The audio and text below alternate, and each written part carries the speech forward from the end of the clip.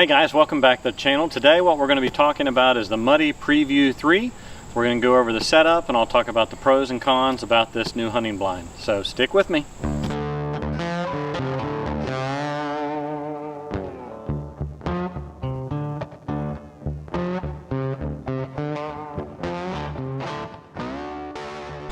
Alright guys, what we're going to do is go over this Muddy Prevue 3 hunting blind that I've got. I used this past spring in turkey season and I really loved it. I did have some different encounters with both turkeys and deer and never seemed to be detected at all with having the two pretty much full see-through sides or panels on this blind. And I'll be honest, so far I really love it, and I end up here getting another blind of the Prevue 3. But what we're going to do is go ahead, as I said, we're going to go through the setup. And as I'm doing that, I'll talk about the pros and cons, and then in the summary, I'll do a summary there in the closing. So let's get to it. So one of the things on the blind that I've noticed is the bag, compared to some of my other blinds, is a little bit noisy. And so it does have some, or did have some noise to it.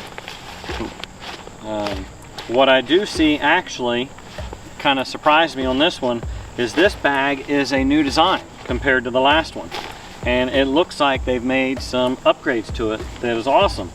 So the original Prevue 3 that I got, the bag was very noisy.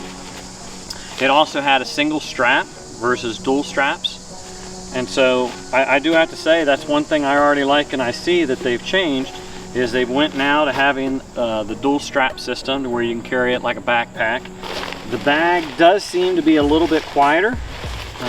Obviously I think almost any bag you're going to have some noise, but that's a nice surprise. Like I said, I haven't even opened this out of the box until just now doing this video, so some of this might be new for me. I got a feeling the rest of the design hadn't changed, but let's go ahead and see this then.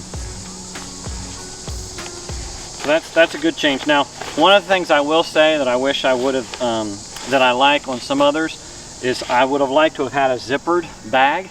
I think generally it's easier to get it in and then wrap around it and zip it up. But on the last one, and it looks like it is the case with this one as well, they actually put an oversized bag on it. So it's much larger than the blind itself. And on the last one, I had no problem sliding it in. So that's good.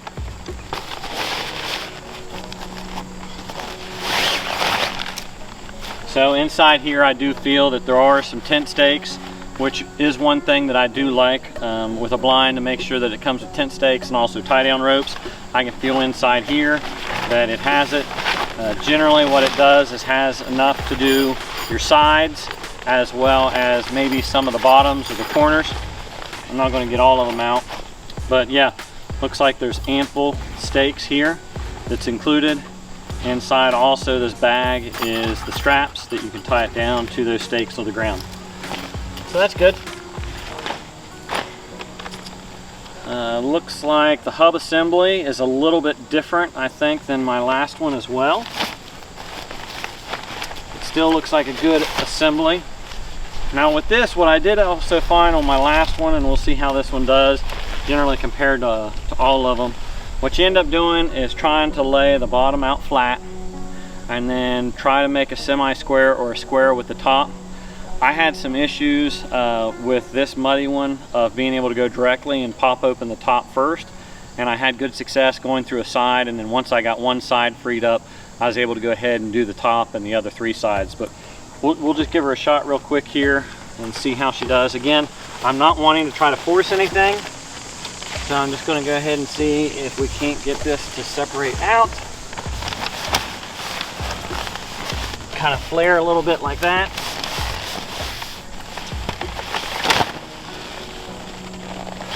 Try not to force it.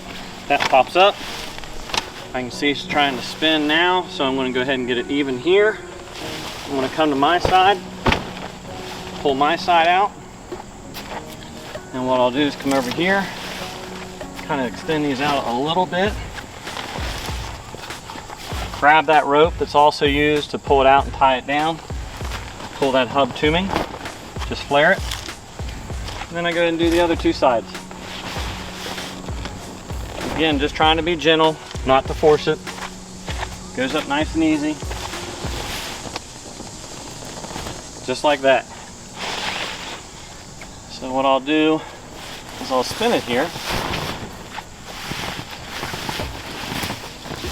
As you can see, that's one of the things that I really did like about this blind as well, is it's ultra lightweight. The material still seems to be good, but the way it's constructed and built, it gives it great portability. So if I'm carrying it in turkey season, it was very lightweight, especially with some of the distances that I was going in. Also too, as I noted, you see here there are locations like here on the corner where there's a place for the stake to go down. And it looks like one on every corner. And then you have here where you can also connect a strap that's included in the kit and go down to your ground stake as well. And you can tie all four sides down to make sure with wind, whether you're on an elevated platform or if it's on the ground, that it stays down, it stays secure and doesn't blow away. But this is two of the sides. That's the full see-through panel. What I'll do is I'll end up taking you inside here in just a minute and let you look at it. But one of the things that I do like, and you'll see it when we go in, but one of the things that I think was a cool design is the way they do their window sliders. And the one thing that I think is smart is, as you see, is generally the upper window overlaps the bottom window. So if you do have any kind of water, rain, or whatever, it does shed over instead of having them overlapped to where the bottom might be up and you run it right down in. So what I do like is that was a nice design that they set up the sliders with stagger so that you can still have that overlap to where it's tucked under and it sheds cleaner. The other thing that I like, and I'll show you when I get inside too, is they did give you a very big range of adjustability on the windows. So I'm able, let's say I'm low and I'm looking uphill through a window. You know, I'm going to be staring into the bank down here. Well, in that case, I want up here to be able to look up through. And the inverse is if I'm elevated and I'm wanting to look low or look down onto my target or animals, then this is going to be blocked off and this is more open. So it gives you a big adjustability to go whether you're on even ground or if you're going up or down with your slope on how you're positioned with the blind. And that's the thing I did like on both of them. As you can see, this is what you're standardly looking at when you're looking through the one-way mesh. This one here is a full-sided one, and this one is as well. I'll bring it around. Now what you might see is the window in the very back, if you're able to see, is open right now. So it's letting a little bit more light in. That's a little bit misleading. But let me see here.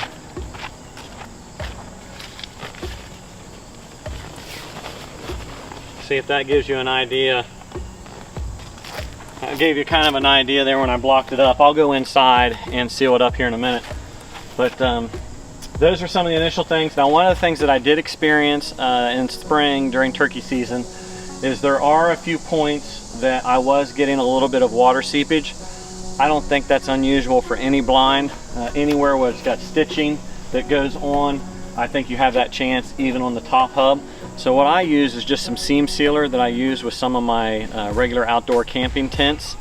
And I just go ahead and run that seam sealer over each one of those seams in the area that's suspect. Also too, if you go inside on a nice sunny day and look up through, you can see where there might be slight little, I'll say pinholes from where the fabric was sewn, or the material was sewn, and you might have a little bit of stitching. I make sure and hit those as well. Again, it's not like I get major water intrusion. It's just, again, just trying to seal it up nice and good to be the best that it can, and it's not terrible. Already coming straight from the factory. Now one of the other things that I also look for and I love with my hunting blinds, and this one has it, is I look for the brush hoops.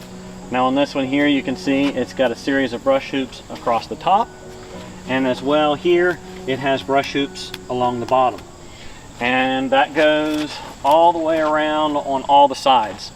Now what that sets me up again too is I try to brush my blinds in.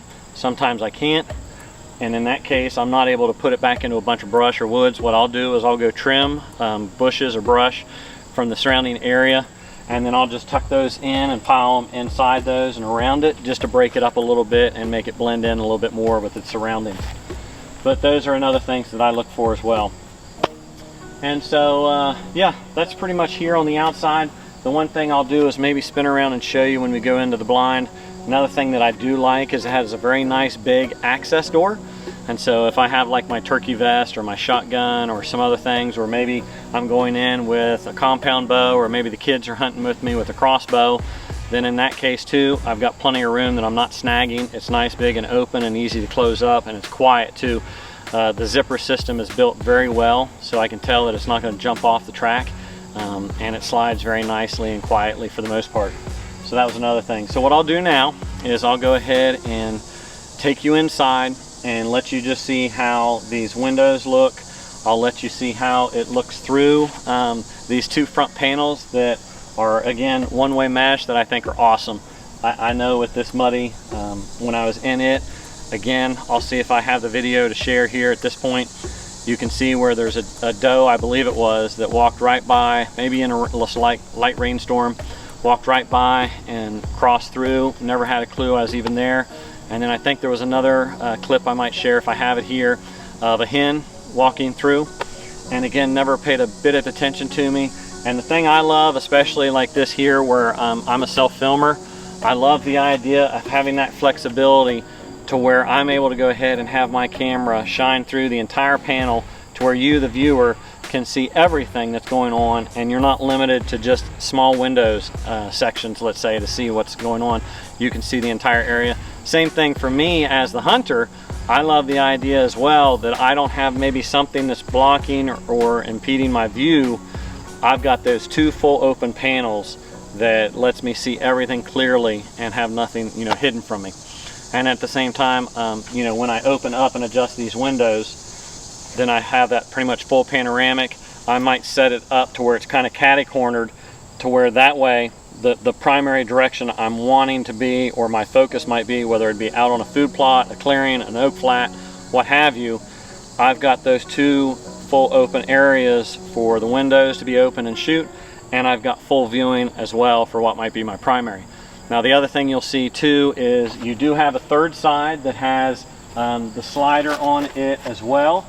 That's a solid panel, and then on the back side too, you have a triangular window.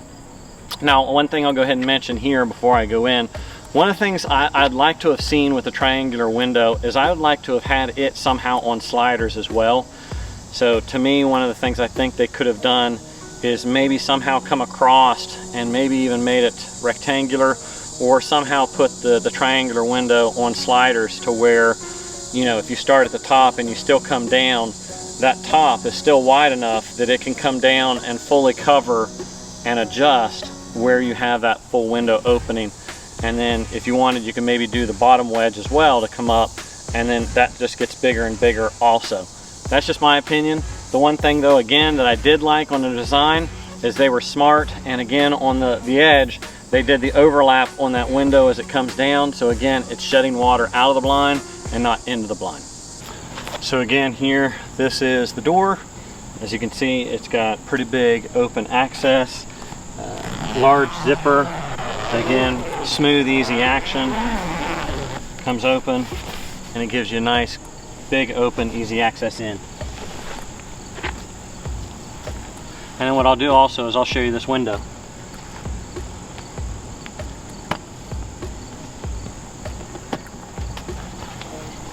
So again, just sort of like a triangular window here on the back. Like I said, what I'd like to see, what I'd said is I'd like to see it on sliders so that it could come down something like this to where it gives you the adjustability here to give you this way.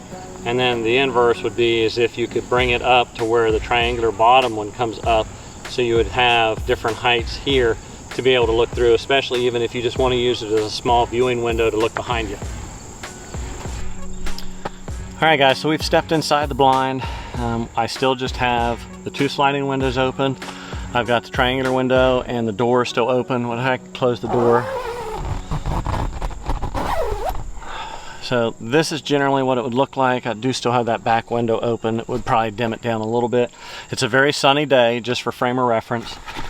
But what I'll do is just I'll pan through and show you what it looks like. To me, I think it's really cool, you know, and I know there's other groups that have this kind of technology out there.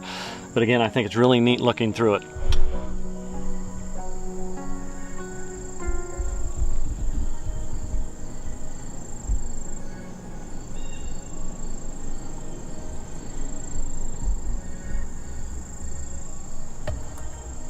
And then behind me here is again another window that's got the built-in sliders as well.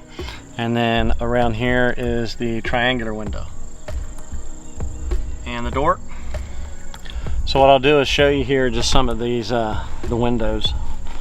So what you see here is you have two different tracks. You've got this track here that's for the lower, and then behind it you can see there's another track here that's for the upper.